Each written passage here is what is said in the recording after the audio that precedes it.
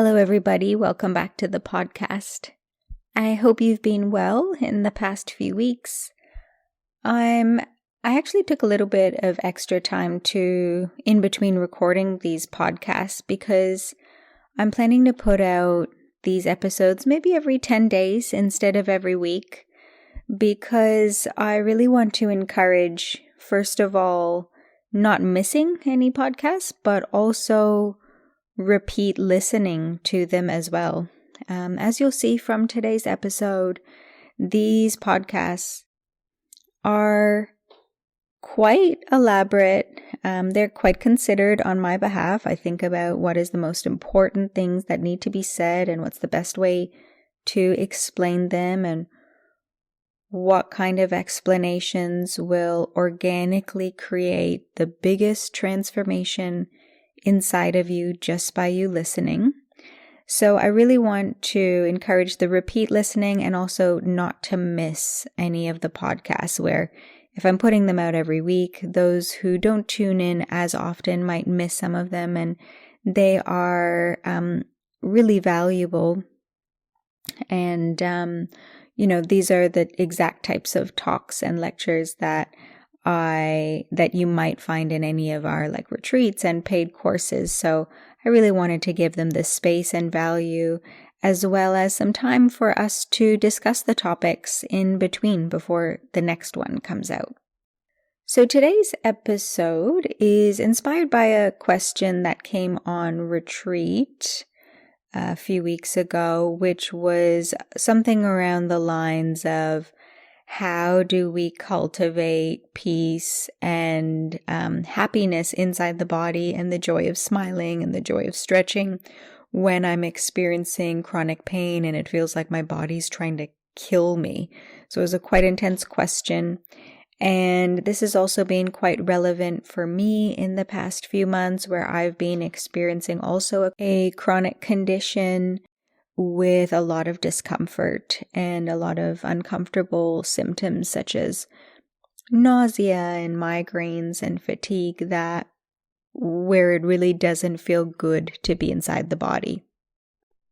And yet I have, had quite a few surreal experiences, and one of them has been around experiencing extreme pleasure in my body, spontaneously and instantaneously, even when I'm putting my intention on it, to feel this kind of beautiful bliss and pleasure inside my very sick body.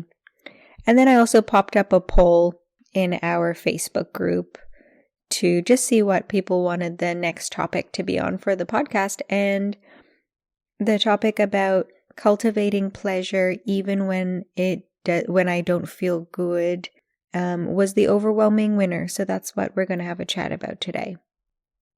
So we're going to, speak to this kind of paradox of, when you're feeling sick inside your body, or when you're feeling unhappy emotionally or mentally, and the preferences for how we would like to experience our body or our emotions or our mind are not being met.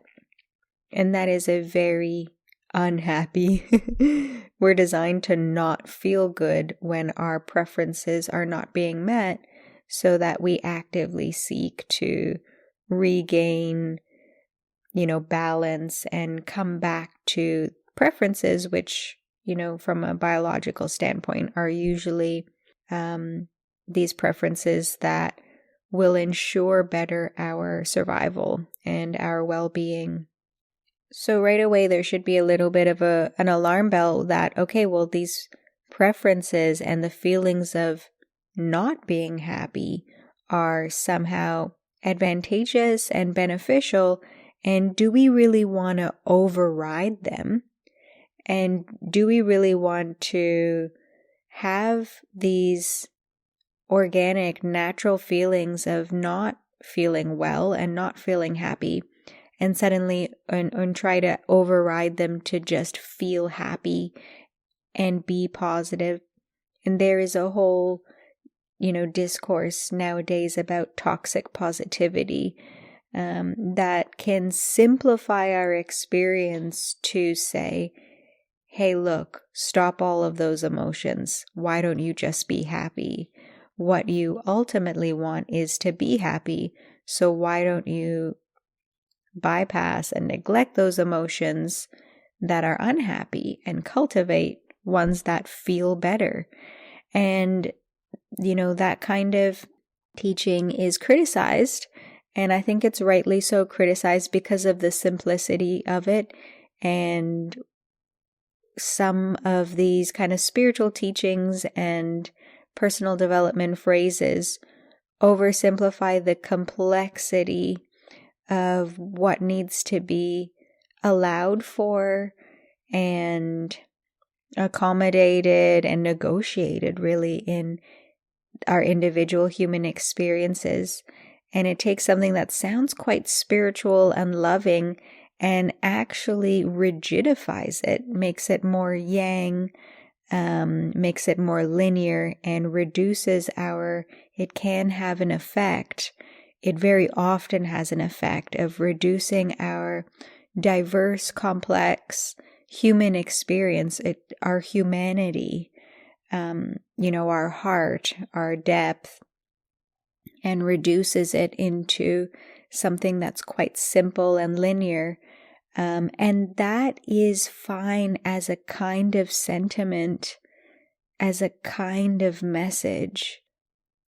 But unfortunately, we have a tendency to rigidify these sweet messages and to take them as teachings and to not allow them to be fluid and adaptable. And we try to meet the teaching instead of making the teaching meet us and our experience. So that's a little note about, we're not trying to employ some toxic positivity. And actually, what we're speaking about here, which is why I really love the podcast, is because it's not, a little quote on social media that we're putting out. We're really getting to unpack something that is going to help to reorganize both the subconscious and conscious mind. That's going to help you to integrate and transform your everyday experience effortlessly because of the nuances that we get to unpack here and consider.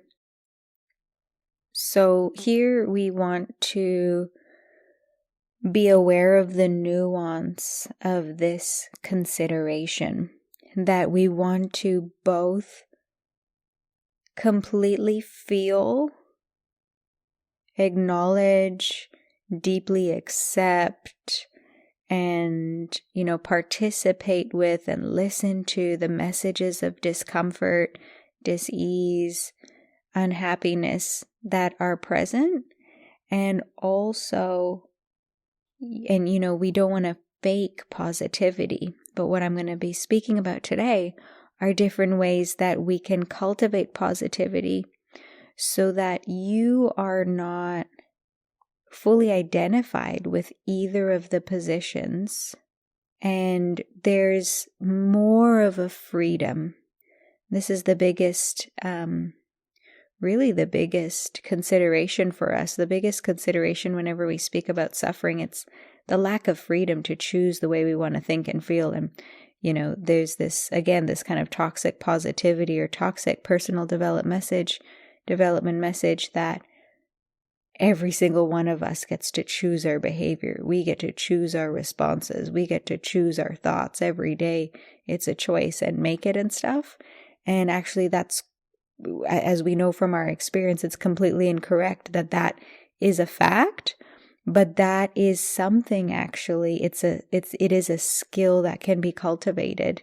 So the way we cultivate that is by choosing to participate, to fully embody and to be and to be present to when the parts of us that don't feel good, and also choosing to participate and embody and to cultivate these different ways of feeling pleasure and joy. So when we actively choose and our life becomes about making these choices, then we develop that skill, and it can happen spontaneously more often and better and easier for us.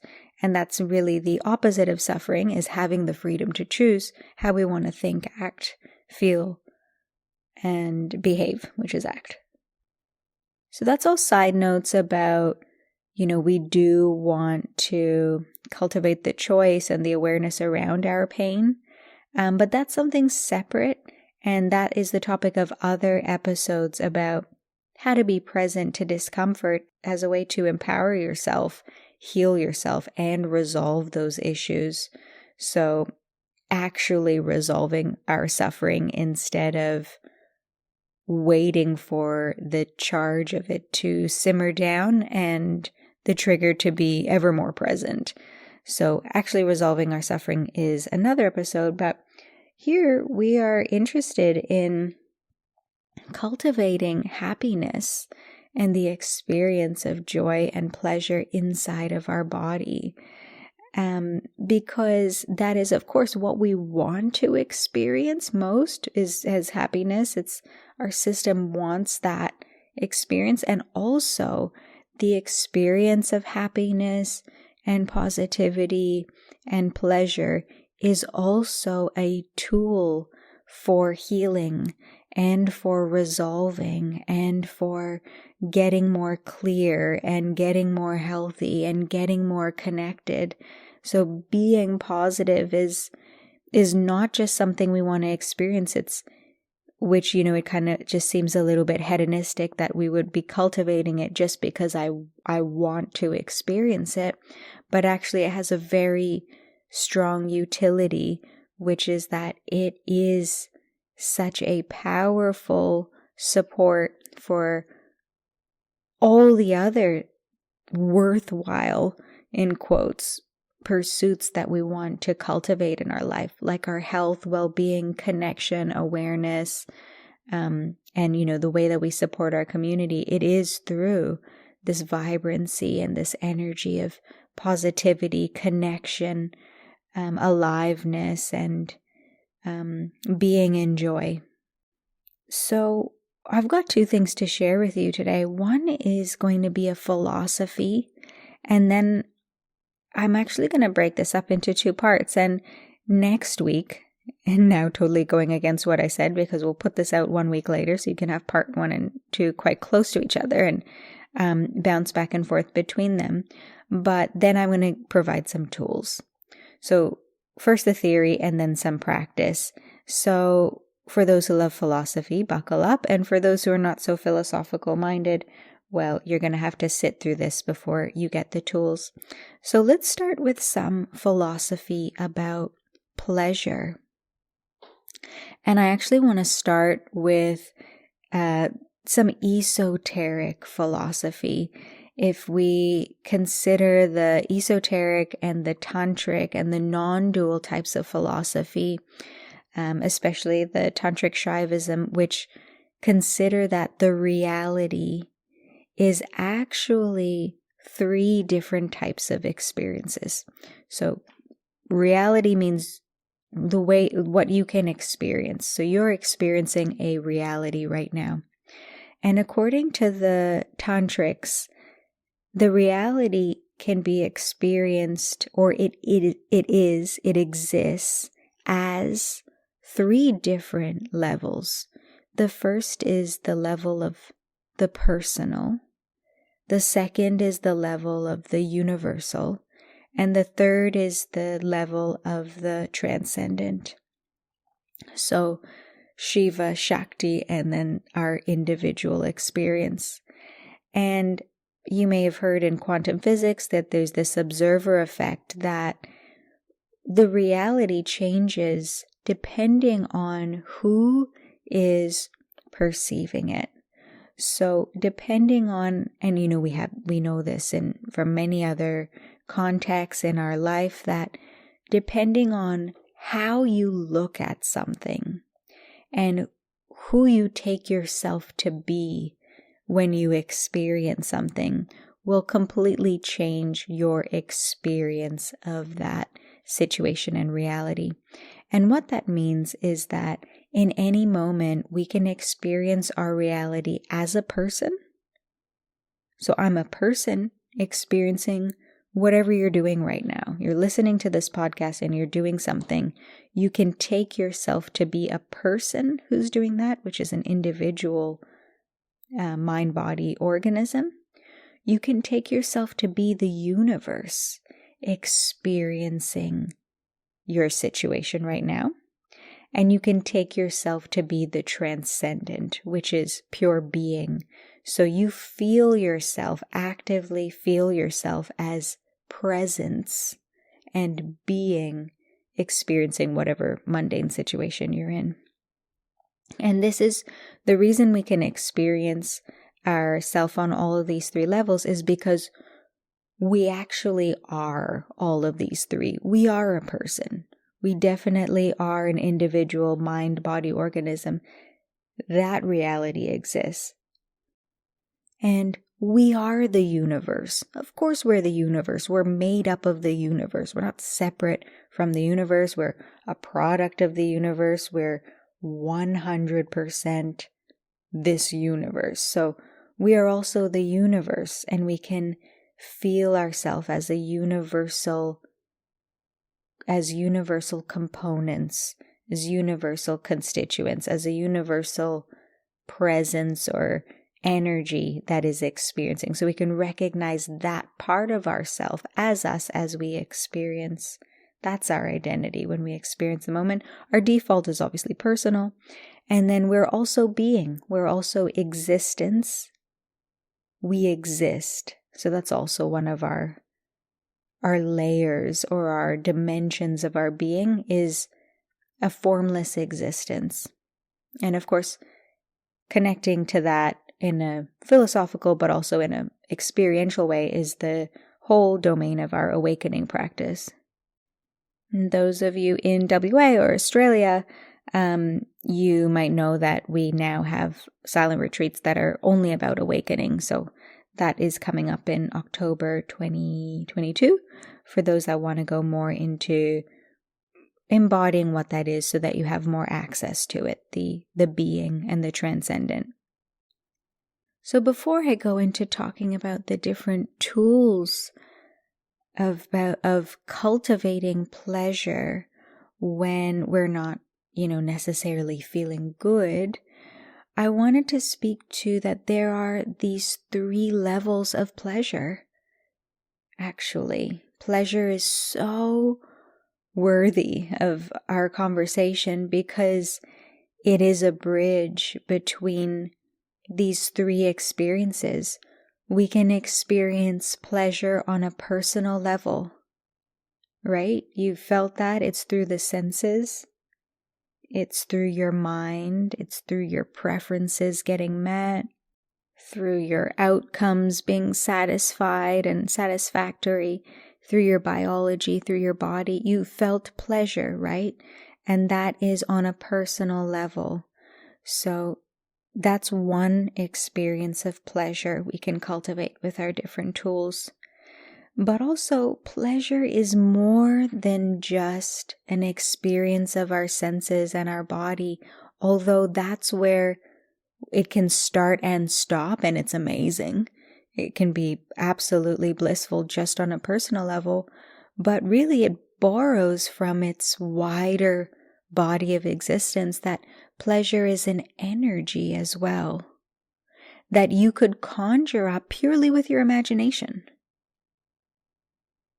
And you can connect to pleasure.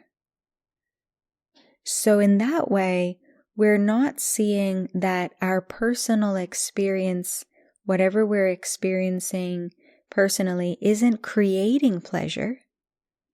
But on a universal level, we realize that pleasure exists as a field of pleasure energy, and we open to it and we actively connect to it and choose through our imagination, and then through the experience of our body, and then through this wider experience of our energy and our being, we can choose to connect to pleasure without object. We remember pleasure. And in different forms of yoga, like classical yoga, actually the memory of an experience is way more powerful than trying to create it again physically with a chocolate cake. Actually, the memory of a positive emotion or spiritual state is more potent because you're not relying on the object anymore. You're connecting directly to that field and that body of energy of pleasure itself. So pleasure is also a universal energy.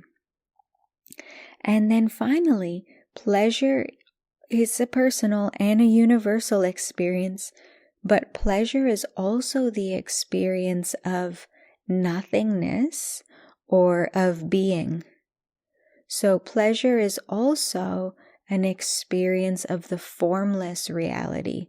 So when we think about the present moment, or the spaces between thoughts, or the spaces between breaths, or we connect to the heart space and the deep feeling of peace at the center of our being. That's not even an energy we're connecting to. We're connecting to something that is the absence of anything. And that's also pleasure. So when we feel pleasure on a personal level, we're feeling pleasure on a universal and transcendent level inherently because it's all the same thing. It's just about the observer effect and which one you're most aware of. And our default is to be most aware of the personal, which is totally fine.